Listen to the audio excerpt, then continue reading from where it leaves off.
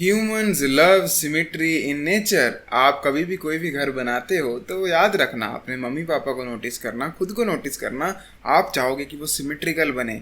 अगर आप left side 2 कमरे बनाओ तो राइट साइड भी 2 कमरे बनाओ। अगर आपने बीच में बैल्कनी बनाई है और अब ऊपर फ्लोर बनाना है तो आप कोशिश करो कि हम सेम पैटर्न दोबारा करें।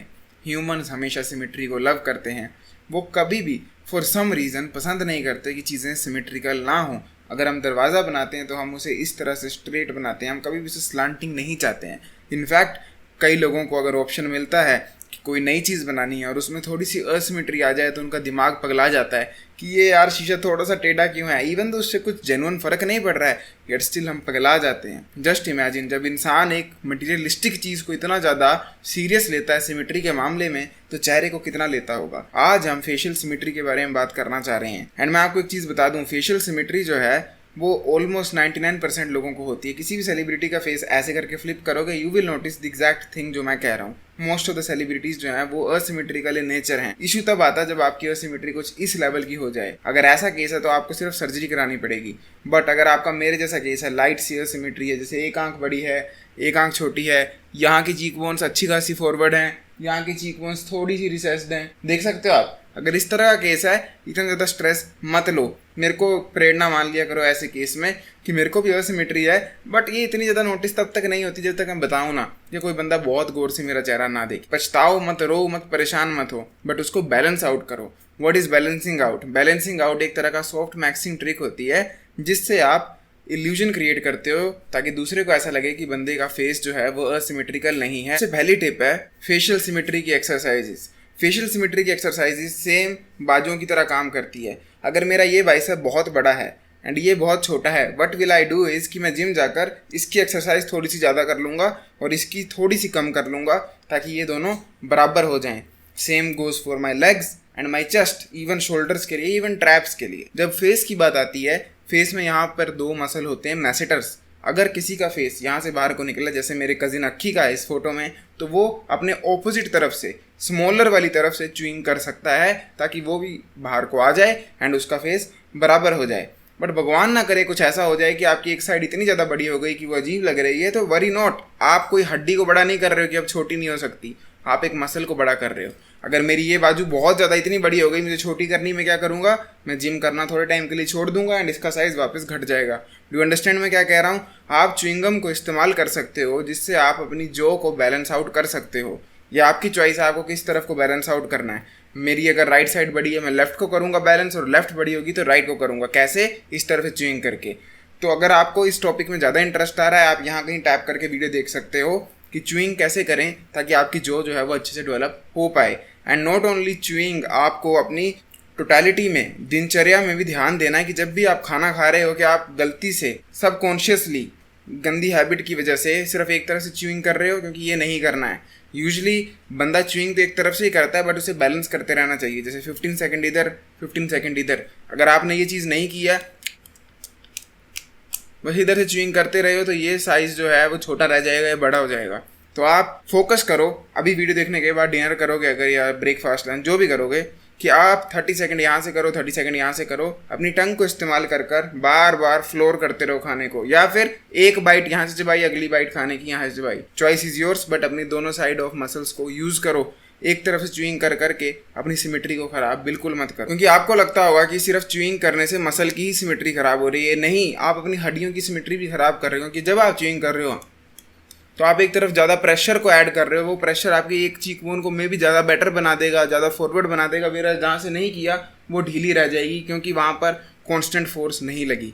तो प्लीज़ फोकस करो इस चीज़ पे कि आप च्युइंग बराबर तरीके से दोनों तरफ से टाइम टू टाइम करते रह रहे हो। नंबर 2 टिप है, अपने असिमेट्रिकल फेस के हिसाब से असिमेट्रिकल हेयर कट कराओ।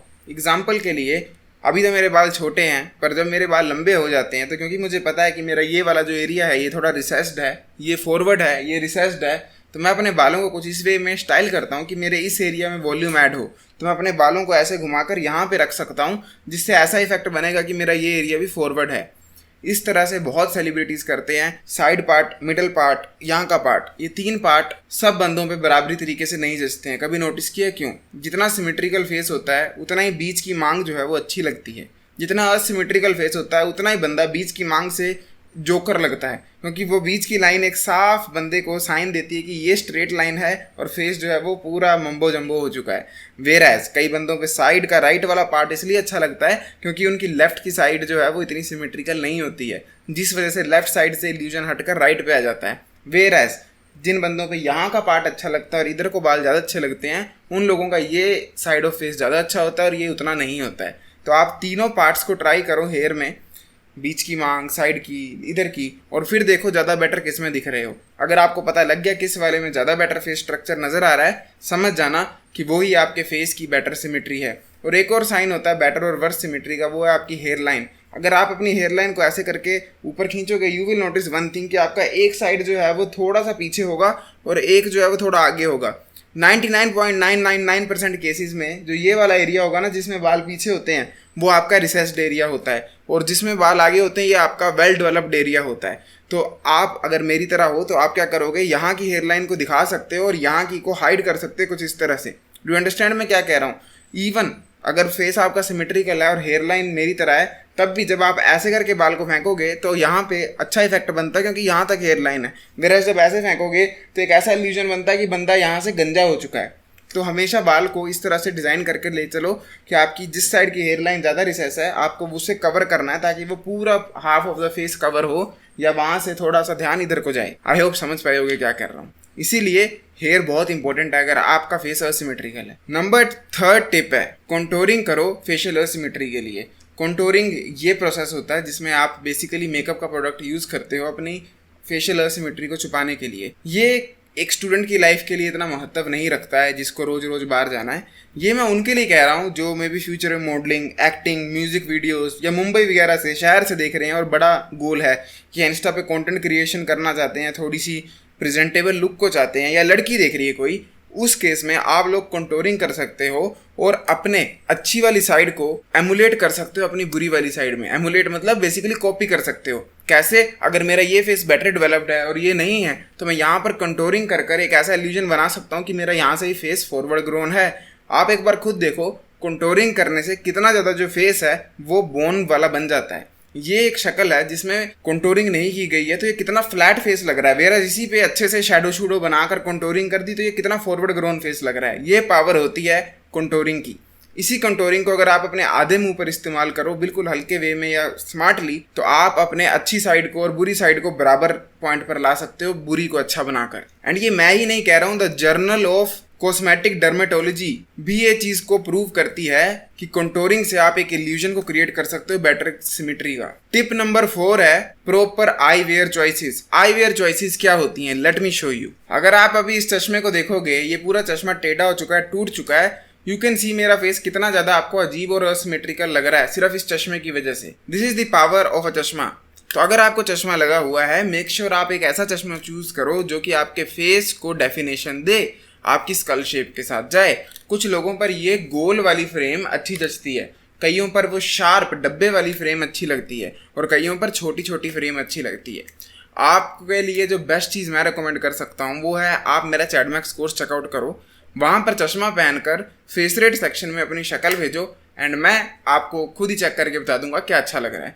बट जस्ट 2 सेकंड के लिए मान लो आपको खुद टेस्ट करना है, आपके पास पैसे नहीं हैं या आप इन्वेस्ट नहीं करना चाहते या आप अपनी मर्जी है। उस केस में आप ऐसे चश्मा पहनो और मे भी फोटो खींचो, शीशे पे देखो और आपको पता लग जाएगा कि आप पे कौन सा चश्मा अच्छा लगता है और कौन सा चश्मा बुरा लगता है। और जो चश्मा अच्छा लगेगा वो ही आपके फेस को सिमेट्रिकल लुक दे रहा है, याद रखना।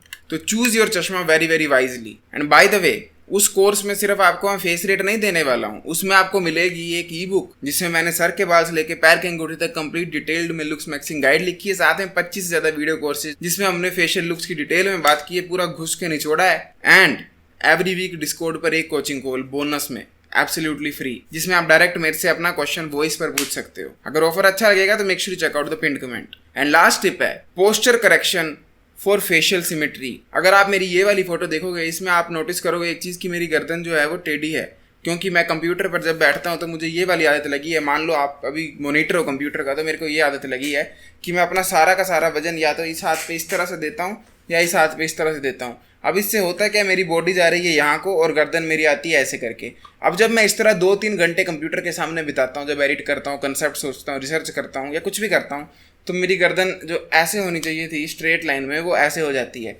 ओवर टाइम जब मैं सीधा भी खड़ा हूँगा मेरी गर्दन ऐसे रहेगी, तो होगा क्या, ये गर्दन एक आउटलाइन दे रही है, ठीक है। अब मेरी ये वाली चीन अगर यहाँ की बाहर को आएगी, जो बाहर को आएगी, तो ऐसा लगेगा फेशियल असिमेट्री है। वेयर अगर मेरी ऐसे करके फेस बाहर को आएगा यहाँ से, वो भी एक फेशियल असिमेट्री लगेगा। बट अगर मैं इसको किसी तरह से बराबर कर सकता हूँ, अपनी पीठ को सीधा कर सकता हूँ, शोल्डर्स को थोड़ा बैक कर सकता हूँ, तो ये मेरे फेस को एक सिमेट्री देगा। फिर मैं चाहे इधर को भी देखूँ और ऐसे करके भी देखूँ, my face will look more symmetrical to you. Not only that, over long run अगर आपकी गर्दन टेढ़ी रहती है, जो टेढ़ी रहती है, तो ये प्रॉपर आपकी बोन्स को ही टेढ़ा कर देता है। अभी तो मैंने इल्यूजन की बात की कि गर्दन की ये लाइन है, इससे बाहर ऐसे होगा तो असिमेट्रिकल लगेगा।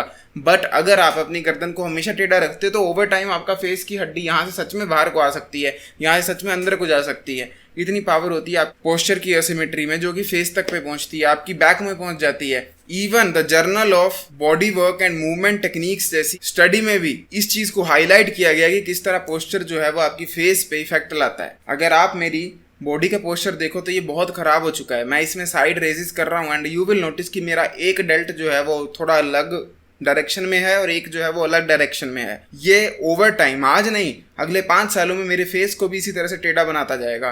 तो मुझे इस चीज़ पे वर्क करने की ज़रूरत है। एंड मुझे ही नहीं, आपको भी, आप मेरे से भी ज़्यादा मे भी टेबल पर बैठते होगे, स्टूडेंट होगे, पूरा पूरा दिन पढ़ते होगे, तो you need to make sure कि आपकी पीठ अलाइंड रहे, आपके कंधे ऐसे ऐसे की जगह सीधे रहें, आपकी गर्दन ऐसे ऐसे की जगह सीधी रहे। क्योंकि ओवर टाइम आगे चलकर आपका पूरा पैलेट घुमा सकती है, आपकी चीक बोन्स घुमा सकती है, आई शेप को घुमा सकती है, आईब्रोज को भी घुमा सकती है, इवन हेयर लाइन को भी घुमा सकती है। प्लीज़ मेक श्योर कि आप अपने पोस्चर को निगलेक्ट ना करो। पोस्चर पर डिटेल्ड वीडियो चाहिए तो let me know. I will definitely make one. Thank you for watching this video. I will see you next time. Till then, as usual, to shoot everyone, don't be a chud tag. जागते रहो. वाह.